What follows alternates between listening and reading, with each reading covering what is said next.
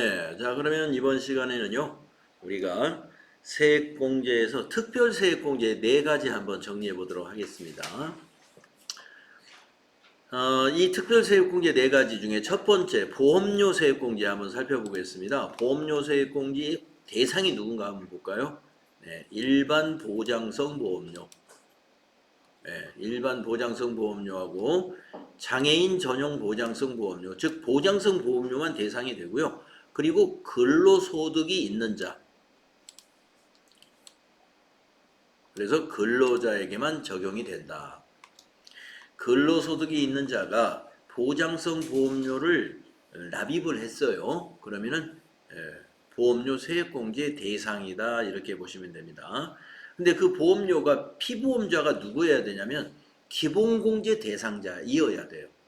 피보험자가 본인이거나 기본공제 대상자, 기본공제에 적용되는 사람이어야 돼요. 그러니까 나이로 보면 20세, 자녀가 직계 비속 같은 경우는 20세 이하이면서 소득이 없어야 되고, 직계 존속 같으면은 60세 이상이면서 소득이 없어야 되고. 네. 자, 읽어보겠습니다. 근로소득자가 기본공제 대상자, 소득요건, 나이요건 제한이 있다. 소득과 나이의 제한을 모두 충족해야 된다 이겁니다. 그런 자를 피보험자로 지출한 보장성 보험료가 적용이 되고요. 그 다음에 장애인 전용 보장성 보험료, 기본공제 대상자인 장애인을 피보험자로 지출해야 되고요. 거기에 보장성 보험료로 납부한 것 모두 적용이 됩니다. 이게 일반 보장성 보험료하고 구분해 주는 이유는 한도를 각각 적용해 줍니다. 요거에 100만원, 여기 100만원. 그래서 여기 보시면 일반 보장성 보험료 납입액과 장애인 전용 보장성 보험료 납입액의 한도는 각각 100만 원을 한도로 한다.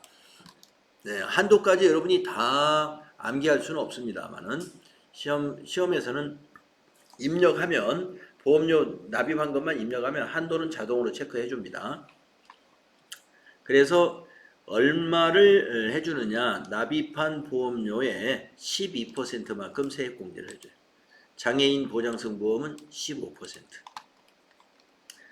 자, 그래서 보험료 세액공제 여러분 보장성만 해준다는 거, 그리고 피보험자가 나이와 소득 요건이 기본공제에 해당이 돼야 돼요. 나이와 소득 요건이. 자, 그 다음에 의료비 세액공제를 보겠습니다. 의료비 세액공제. 자, 공제 대상을 먼저 보시면은요. 근로소득이 있는 거주자에게 해당되니까 사업소득만 있는 사람들은 의료비 세액공제 같은 거 해당이 없습니다.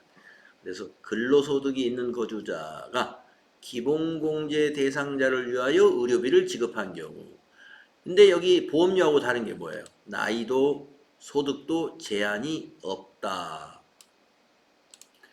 나이도 소득도 제한 없으니까 아까 보험료보다는 굉장히 대상자가 많습니다. 의료비는. 그래서 기본공제 대상자가 아니어도 그 부양가족의 의료비를 소득자가 결제를 했다. 부담했다. 그러면 전부 의료비 사용액에 해당이 됩니다. 나이하고 소득 요건을 보지 않습니다. 자, 어떻게 되는가 대략 보시면은 일반 의료비, 본인 의료비, 난임 시술비 이렇게 구분해 가지고요. 조금씩 세액공제율이 다릅니다. 15%, 20%. 그리고 이 의료비도 총 급여의 3% 이상을 지출해야만이 의료비 세액공제에 해당 금액이 조금이라도 나옵니다. 총 급여의 3% 미만으로 지출을 했을 때에는 의료비 세액공제가 계산이 되지 않아요. 그래서 입력을 하지만 없습니다. 세액공제에 적용되는 것이. 그래서 총 급여의 3% 이상의 의료비 지출이 있을 때 세액공제가 산출이 된다. 자, 그런데 의료비의 경우에도요, 우리 신용카드 사용금액에서도 배제되는 것이 있었습니다. 배제되는 거. 해외에서 사용하는 거 배제되었잖아요. 대표적인 게 신용카드 사용금액에 입력해서는 안 되는 거 대표적인 것은 그 해외에서 사용한 그 부분입니다. 그러면은 의료비에서 보게 되면요 공제 가능 의료비라고 했는데 일단 제외되는 거 하나만 여러분 기억하셔야 될 게 뭐냐면 건강 촉진을 위한 그 보약이라든가 미용을 위한 의료비는 제외됩니다. 그러니까 건강 그 촉진이라는 게 뭐냐면 보약 같은 거예요. 보약. 보약을 사 먹었어요. 여기 나오는군요. 자, 그래서 공제 가능 의료비를 보다 보면은 공제가 안 되는 의료비도 여기 같이 설명이 나오는 것 같습니다. 한번 보겠습니다. 공제 가능한 거, 진찰, 치료 등을 위한 의료기관 지출 비용. 네. 진찰, 치료. 그런데 미용이나 성형수술 진찰한 건 안 된다. 미용을 위한 성형수술. 그건 제외입니다. 그 다음에 치료 요양을 위한 의약품. 네. 한약이든 양약이든 관계없이 의약품 구입비, 의료비로 인정이 됩니다. 의료비로 인정이 되죠. 지금은 자 우리가 의료비를 그 뭡니까 건강보험료로 다 결제를 하고 있기 때문에 의료비 집계가 지금 자동으로 다 구세청으로 가고 있어요. 그때 건강증진을 위한 의약품은 어떻게 되겠어요? 약국에서 이 한약을 팔 때는 건강보험료에 반영을 안 시키는 거예요. 그러니까 자연스럽게 의료비에 포함이 안 됩니다. 그걸 포함하면 안 된다 이 말이고요. 그 다음에 장애인의 보장구 구입한 거, 의사의 처방에 따라서 의료기기를 구입하는 거 또는 의료기기를 임차하는 거 모두 해당됩니다. 의료비에. 시력 교정용 안경 구입비도 해당이 됩니다. 그런데 콘택트 렌즈도 되고요. 그런데 1과세 기간당 1인당 연 50만원.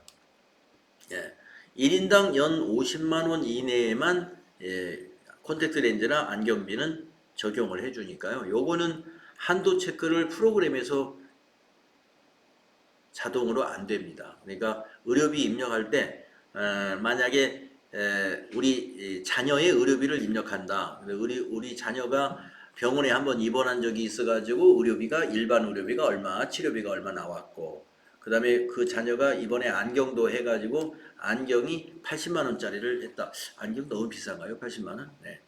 만약에 했다고 봐요. 그러면은 병원 의료비 100만 원하고 여기 안경 구입비가 만약에 80만 원이 있다. 그러면 입력할 때 안경 구입비에서는 50만 원으로 줄여서 입력해야 돼요.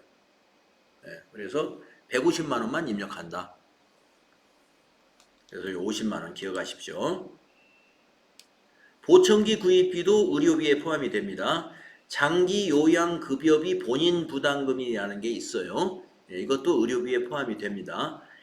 해당 과세기간의 총 급여액이 7천만 원 이하인 근로자가 산후조리원에서 산후조리 및 요양의 대가로 지급하는 비용도 의료비에 포함을 시켜줍니다. 다만 1회당 200만 원 이내로만 입력을 해야 됩니다. 200만 원 초과해서 나왔으면 초과된 금액은 빼고 200만 원만 입력하면 됩니다.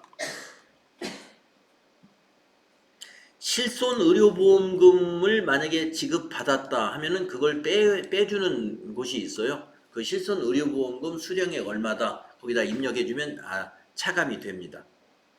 그래서 차감해서 입력할 필요는 없고 실손의료보험금은 제외된다는 거 여러분 알아두시고 실손의료보험료 입력하는 난에다 입력해주면 돼요. 그러면 프로그램에서 빼줍니다.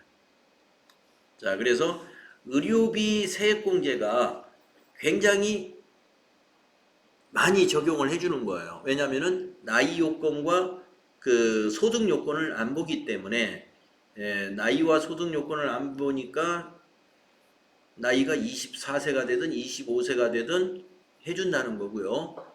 또 소득이 있어도 상관없다 이겁니다. 소득이 있어도 그 의료비를 내가 부담했으면 나이와 소득 요건 보지 않는다. 그거 판단해 주시고. 그 다음에 교육비 세액공제로 가보겠습니다. 교육비 세액공제의 대상은 어떻게 되는가? 근로소득이 있는 거주자에게 적용을 합니다. 그래서 근로자에게만 해당이 되는 거고요. 자, 그 거주자와 기본공제 대상자 를 위하여, 그러니까 본인과 본인의 교육비와 기본공제 대상자, 나이 제한 없고, 나이는 관계없지만 소득은 봅니다. 나이 제한 없고, 직계 존속은 일단 제외가 됩니다. 직계 존속은, 교육비에서 직계 존속은 제외된다. 아까 신용카드에서는 누가 제외됐었는지 기억나세요? 형제자매 사용한 것이 제외됩니다. 신용카드에서는. 근데 교육비는 직계 존속, 부모님의 교육비, 부모님이 대학에 가시겠다고 해서 대학 등록금을 내가 내줬어요. 내가 이제 근로자 소득자인데 안 된다. 그거는 교육비로 입력할 수 없습니다. 다만 대학을 가신 게 아니고 부모님이 장애인 특수교육을 받는 교육비를 납부했다. 장애인은 직계 존속거도 됩니다. 장애인 특수교육비는 제한이 없어요. 그러나 장애인 특수교육비를 제외한 뭐 초중고 또는 대학교, 대학원 이거 직계 존속 제외 기억하시고요. 대통령령이 정하는 교육비를 지급한 경우라고 그러는데 어떤 것이 있는가 보겠습니다. 교육비 대상 금액의 15%만큼 세액공제를 적용해 주는데요. 그 한도가 있습니다. 취학전 아동과 초중고생까지의 자녀는 한 명당 연 300만 원까지 한도로 입력할 수가 있고요. 대학생은 한 명당 연 900만 원까지 입력을 할 수가 있고요. 본인과 장애인에게는 한도가 없습니다. 여기서 장애인은 장애인 특수교육비를 말하는 것입니다. 자, 공제 대상 금액을 보겠습니다. 교육비라고 했는데 우리가 대통령령이 정하는 교육비라고 했는데 좀 세부적으로 나눠보겠습니다. 취학전 아동에는 어떤 교육비들이 있느냐? 보육료, 보육료 하면은 어린이집 같은 데다 내는 거 아니겠어요? 취학전이니까 보육료. 그 다음에 어린이집 다니는 학생도 있지만 피아노 학원, 미술 학원, 태권도 학원 다니는 학생도 있죠. 학원비. 태권도는 이제 체육시설이네요. 체육시설 수강료.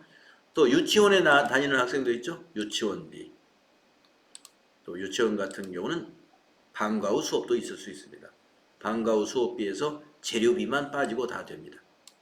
재료비는 특수한 경우에 재료비가 많이 나가는 것도 있기 때문에 아마 빼주는 것, 제외시키는 것 같아요. 그 다음에 어린이집이나 유치원에서 급식비도 우리가 내야 되잖아요. 급식비 포함합니다. 그래서 취학전 아동에서 특이한 것은 학원비가 교육비에 포함이 될 수 있는 게 취학전 아동이에요. 나머지 학생들은 이 학원비는 안 됩니다. 초중고생, 대학생, 뭐 영어 학원 이런 거 한대요. 자, 그래서 취학전 아동 학원비 포함된다는 거 좀 기억해 주시고, 그다음에 이제 초등학생, 중학생, 고등학생을 보겠습니다. 교육비, 급식비, 교과서 대금, 방과 후 학교 수강료, 역시 재료비는 제외됩니다. 그다음에 국외교육비가 뭐냐면요, 초등학교를 뉴질랜드로 보낸다. 초등학교를 미국으로 보냈다. 이거 국외교육비죠. 중고생도 다 마찬가지고요. 국외교육비. 그 다음에 교복구입비는 한도 금액이 있는데요. 한 학생당 연 50만원. 안경하고 금액이 똑같네요. 한 학생당 연 50만원. 초등학생은 안 되고 교복구입비는 중고등학생에만 적용을 해줍니다. 초등학생은 교복비를 인정을 안 해준다. 중고등학생에 대해서만 한 명당 50만원 이내로 입력하시면 됩니다. 현장 체험학습이 됩니다. 현장 체험학습을 하는 경우 있죠. 학생들 연간 30만원 이내로 해주는데요. 우리가 그 의료비에서 안경교육비는 도전 프로그램에서 보면은 한도를 체크를 못 해요. 왜냐하면 안경교육비 입력하는 칸이 따로 있는 게 아니라 다른 일반 의료비하고 혼합해서 입력하기 때문에 체크를 할 수 있는 프로그램을 넣을 수가 없죠. 그렇기 때문에 우리가 알아서 빼고 입력하는데 교육비를 우리가 입력해 보면요. 교육비 입력칸은 나눠져 있어요. 예.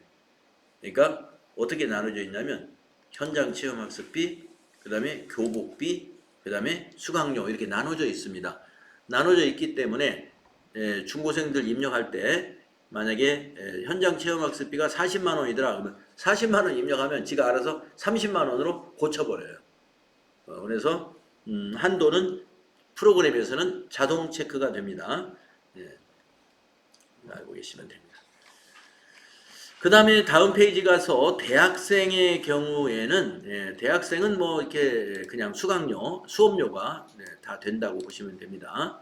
국외 교육비도 다 돼요. 자, 근로자 본인의 경우를 보겠습니다. 근데 여기 보면 대학생 다음에 대학원생이 없죠. 대학원 교육비는 본인 것만 해주기 때문에 줄이 없어요. 대학원은. 자녀의 대학원 교육비 안 된다 이런 얘기입니다. 대상이 아니에요. 교육비에. 그러나 근로자 본인 거는 됩니다. 근로자 본인의 어느 교육기관을 다니던 교육비하고 대학이면 대학 교육비도 되고요. 대학원이면 대학원 교육비도 적용을 해주는데 자녀의 대학원은 입력할 수 없다는 거 체크해 주시고 직업능력개발훈련 바로 이제 이런 훈련이죠. 근로자가 퇴근 후에 자기 개발을 위해서 직업능력개발훈련이라는 거 내일 배움 카드 말하는 거예요. 거기에 이제 국비로 한다고 하지만 자기 부담 맥이 있잖아요. 뭐 30%, 어떤 거는 40%, 50%. 그러면 자기 부담액은 자기가 부담했죠. 거기에 대해서 세액공제 적용해 줍니다. 학자금 대출의 원리금 상환에 지출한 교육비. 그래서 이 직업능력개발훈련 교육비 같은 경우는 국세청에 집계가 안 돼요. 집계를 국세청으로 자동으로 전송이 안 됩니다. 우리가 카드를 딱 긁잖아요. 그게 그 소득공제에 해당이 되는 직업훈련 교육비인지 뭔지 그건 몰라요. 카드 사용대금이 나오지. 그래서 직업훈련 개발훈련 수강료, 학원 수강료를 근로자가 세액공제를 받는 방법은요. 이 소득세법에 의해서 제출하는 양식이 있습니다. 그 양식을 이제 학원들은 가지고 있거든요. 그래서 1월 달에 그 연말정산 준비를 할 때 국세청 자료 외에 추가로 해가는 것들이 그것 중에 하나가 이런 거예요. 직업능력개발훈련 수강료. 네. 그리고 자녀가 만약에 있을 때는 자녀가 유치원이나 또는 그 미술학원이나 이런 데를 다니고 있다. 그러면 그 학생도 똑같이 국세청에 자동으로 안 갑니다. 그거를 학원에서 발급하는 교육비 명세서가 있습니다. 그것을 발급받아가지고 연말정산 담당자에게 제출을 해줘야 돼요. 그래서 보통 1월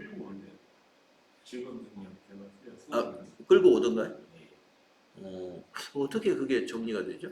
이게 예를 들어서 내년까지 해가지고 우리가 교육이라든지 내가 빵을 이제 재가를 한다든지 하면 거기는 그 학원 등록 코드가 있나 봐요. 네. 거기서 내일배움까지 한 번에 자동으로 끌고 와요. 아, 카드 결제를 했으니까. 예. 그렇군요. 그러니까 교육비 나타나더라고요. 그 기관이 직업훈련 교육기관이다. 이런 것을 국세청에서 알고 있는 모양이네요. 신고가 돼 있는. 네, 신고가 돼 있는 모양이에요. 예.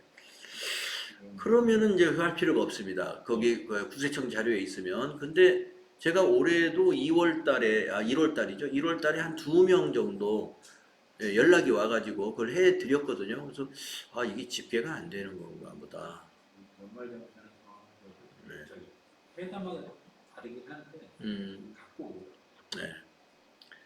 그래서 갖고 오면 해당이 안 됩니다. 그게 국세청 자료에 포함되어 있으니까. 근데 최근에 이제 그렇게 학원에서 요구하는 경우가 있어가지고 그게 안 되는 줄 알았어요.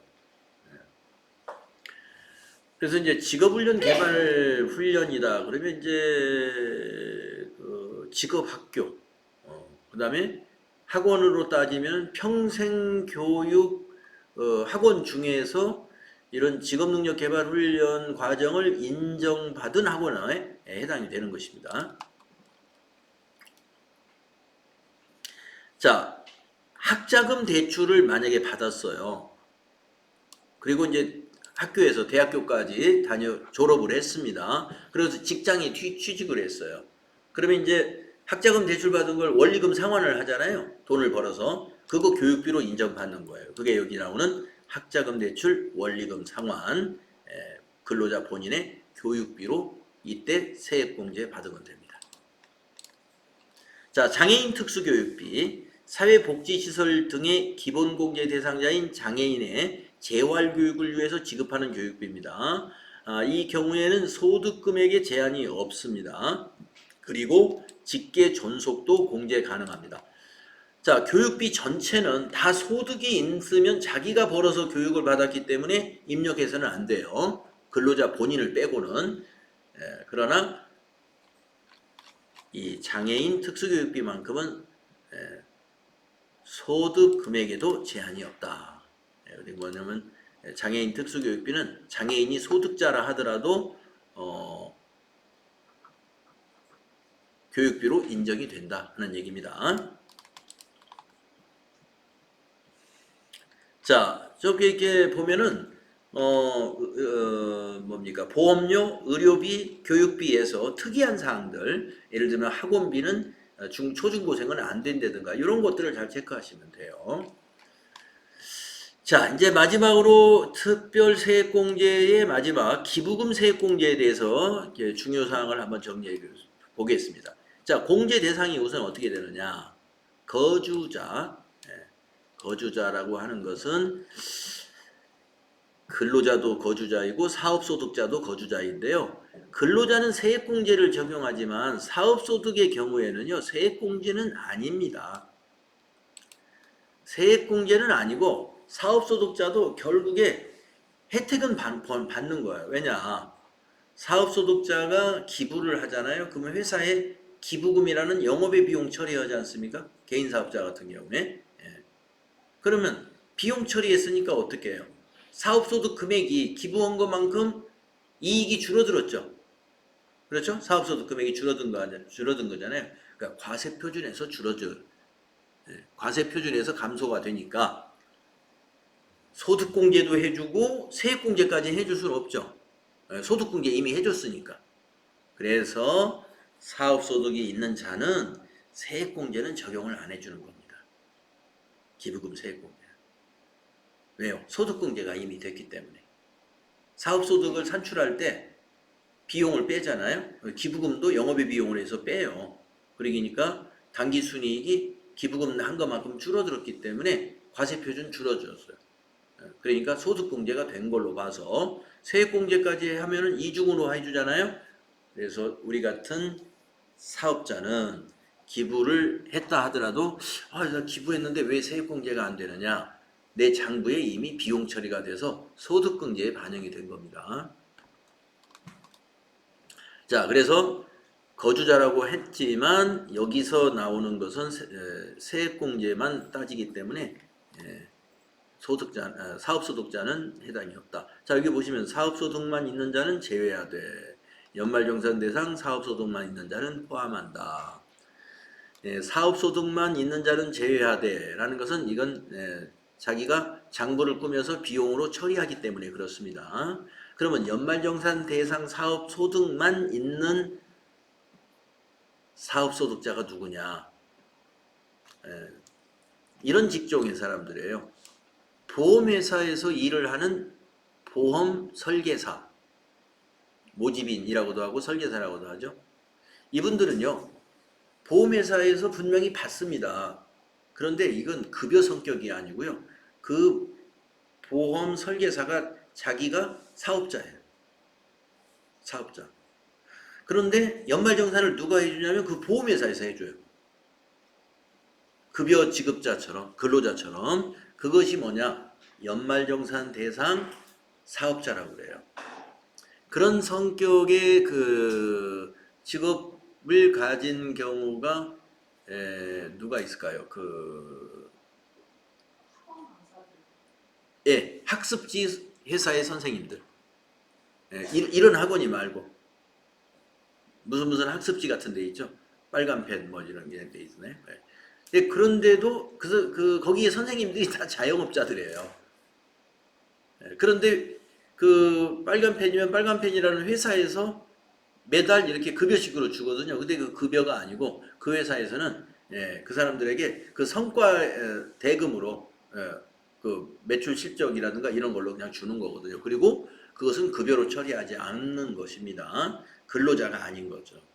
네, 그러한 직종을 우리가 연말정산 대상 사업소득만 있는 자라고 하니까 그런 분들은 사업소득에 대해서 이렇게 당기순위 계산하고 이렇게 하지 않잖아요. 그렇기 때문에 이런 분들은 세액공제를 적용합니다. 그러나 여기에 해당되지 않는 사업자는 소득공제만 적용이 된다. 자, 이 기부금은 기본공제 대상자이어야 되고요. 나이에 제한은 없습니다. 나이는 제한이 없다. 20세 이하, 자녀는 20세 이하, 직계존속은 60세 이상 이 제한이 없다 하는 겁니다. 소득만 없으면 됩니다. 자, 그러면 어떤 기부금들이 있는가 보겠습니다. 정치자금 기부금은 공제율이 제일 높아요. 정치자금 기부금이 있고요. 다만 정치자금 기부금은 소득자 본인 것만 입력해야 됩니다. 배우자나 직계 존속, 직계 비속권은 입력하면 안 돼요. 그 다음에 특례 기부금이라는 것도 있고요. 우리사주 조합 기부금, 일반 기부금, 종교단체 외, 또 일반 기부금의 종교단체 이런 종류의 기부금이 있다는 겁니다. 그러면 세액공제를 한번 밑에 표를 더 보겠습니다. 정치자금 기부금의 기부금액에서는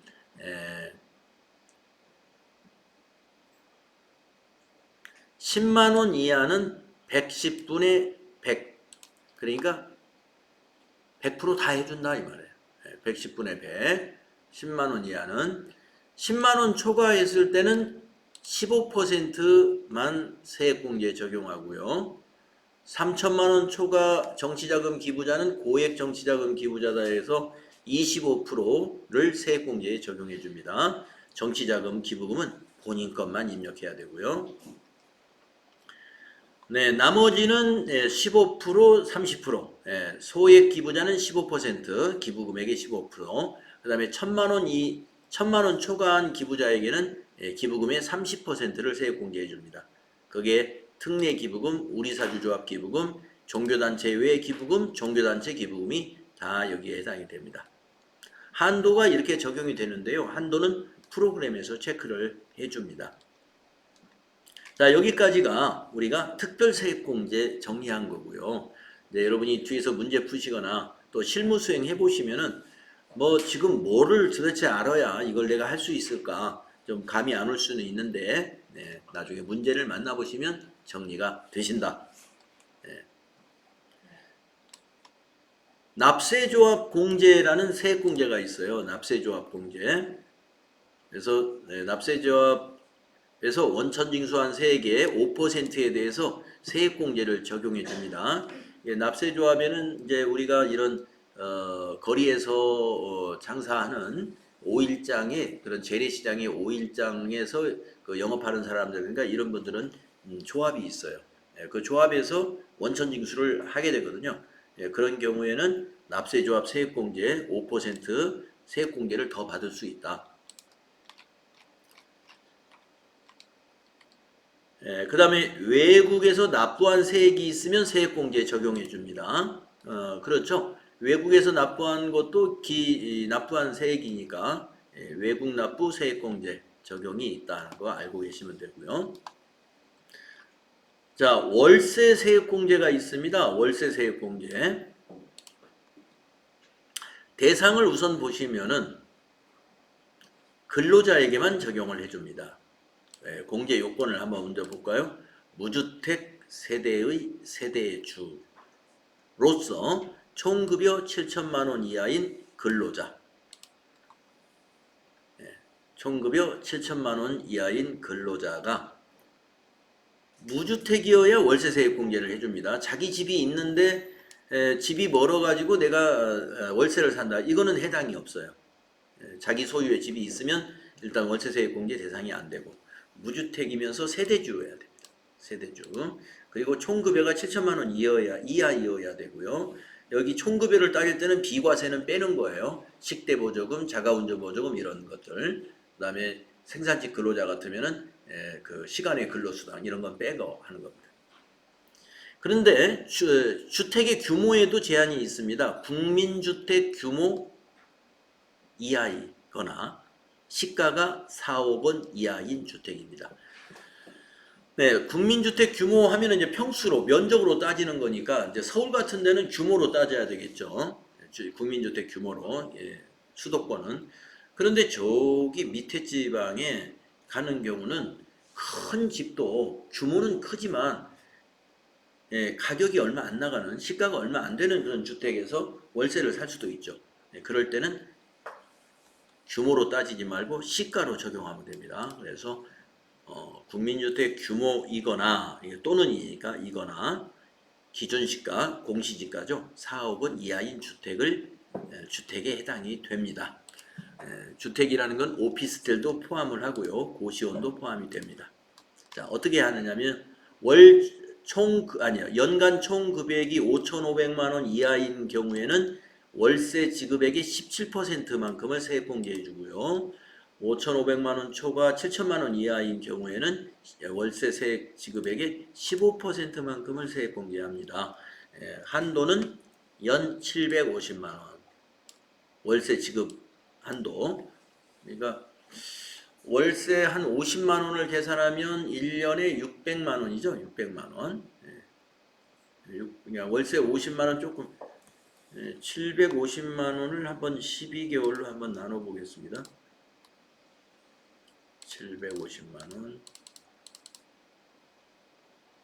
나누기 12달 해보면 62만 5천 원이네요. 월세로 따지면. 그래서 한도가 있고요. 월세가 비싼 데서 산다 그러면 한도 내에서만 세액공제 받으면 됩니다. 본인이 여기에 돼야 돼요. 무주택이고 세대주이고 총급여가 과세 총소득금액이에요. 총급여가 7천만 원 이하인 근로자인가 이걸 보시면 됩니다. 네, 그리고 세대주가 아닌 경우도 되는 경우가 있습니다. 자, 예를 들어서 형제가 형제보다는 자매가 같이 방 쓰는 경우 많이 있습니다. 저희도 이제 그 자녀가 둘인데 전부 다 딸이기 때문에 얼마 전에 이제 큰 아이가 이제 결혼하기 전에는 같이 있었어요. 같이 있었는데 만약에 월세를 내고 있었거든요. 그러면 큰 아이가 둘이 있으면서 세대주가 이제 큰 아이로 돼 있어요. 큰 아이로 돼 있는데 그 둘째 아이는 거기 동거인으로 돼 있고, 그럼 둘째 아이는 지금 언니하고 같이 보태서 지금 월세를 내고 있지만 월세 세액공제 못 받습니다. 일단 세대주가 아니니까. 근데 만약에 언니가 양보를 할 수가 있어요. 야, 동생아, 나는 세액공제 안 받을 테니까 네가 세액공제 받아. 그러면 세대주가 아니어도 공제 받을 수 있어요. 그래서 세대주가 아닌 경우에는 세대주가 세액공제를 받지 않았으면 됩니다. 자, 그래서 여기까지가 이 세액공제 정리가 되겠는데 밑에 마지막 하나 남았네요. 표준세액공제. 표준세액공제.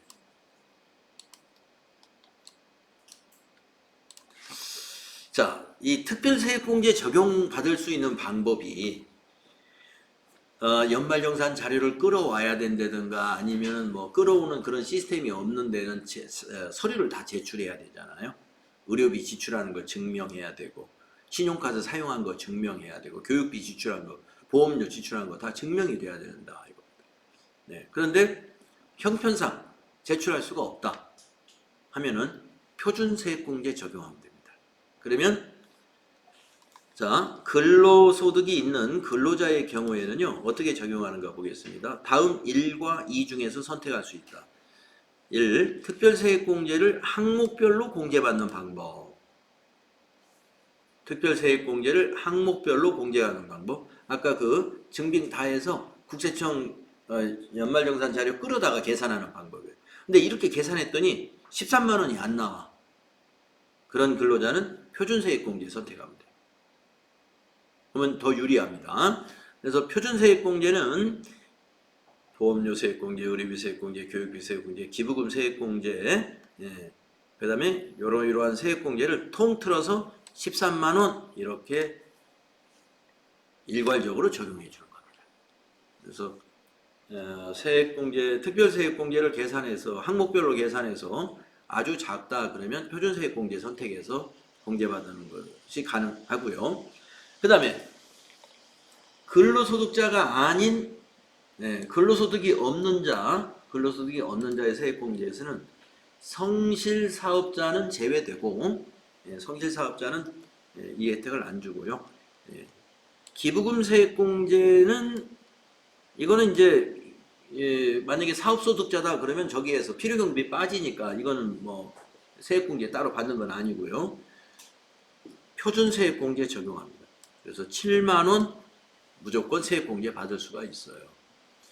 그래서 저도 5월 달에 이제 종합소득세 신고를 할 때 보면은 저도 제가 직접 안 해요. 제가 또 뭐 할 수는 있는데 일단 프로그램이 이 실무용 프로그램이 하나 있어야 되는데 배보다 배꼽이 더 큽니다. 실무용 프로그램 1년 쓰려면은 비용이 많이 나가요. 그래서 제가 좀 아는 세무사가 있습니다. 그래서 세무사에게 맡겨가지고 하고 있는데 서류를 저한테 보내주거든요. 그럼 보내주면서 와서 보면은 세액공제요 7만 원 들어있어요. 해마다. 그게 뭐냐면 근로소득이 없는 자의 표준세액공제 적용해 준 겁니다. 저는 다른 거 세액공제 받을 게 없죠. 기부금 소득공제 받은 거고 필요경비를 뺐으니까 다른 세액공제 없어요. 왜냐? 없어요. 자녀가 다 너무 커버렸잖아요. 자녀소액공제 그 사업소득자도 되는데 자녀소액공제는 8세부터 20세까지. 그러니까 자녀소액공제도 없어요. 그래서 저도 7만 원 받고 있죠. 선생님 그러면 이거는 네. 다 되는 거예요? 내가 세액공제를 받기 위해서 이제 지출한 거를 이제 증빙 서류가 일단 올라갔잖아요. 네. 그걸 다 하고도 이걸 또 받을 수 있다는 거예요? 아닙니다. 항목별로 세액공제를 선택해서 그걸로 계산했으면 이걸 또 받는 게 아니고 그걸 포기해야 돼요. 이걸 입력을 하나도 하지 말고 표준세액공제 선택. 그러면 선생님 같은 경우에 아까 이걸 선택하신 거는 요거 7만 원도 못 받으실 상황이기 때문에 이걸 선택하신 거예요? 원래 없어요. 없는데 사업소득자도 7만 원은 그냥 표준으로 세액공제 해줍니다. 뭐가 예. 어려운지. 그러니까 자녀세액공제가 나 같은 경우는 해당될 수가 있는데 자녀가 8세부터 20세 자녀가 없으니까 그래서 하여튼 사업소득자도 7만 원 세액공제에 적용받을 수 있다. 그러니까 사업소득자는 다 표준세액공제를 선택하면 됩니다. 그래서 특별세액공제 적용 근로자의 경우 13만 원 선택해서 표준세액공제 적용받을 수 있고 근로소득이 없는 자는 7만 원이다. 요 금액을 이론 시험에서 가끔 나올 수 있으니까 기억을 해주시면 되겠습니다. 자, 이렇게 해서 우리가 소득세 이론을 다 마쳤고요. 다음 시간에는 우리가 소득세 이론에 대한 그 유형별 연소 문제 좀 풀어보는 시간 갖겠습니다.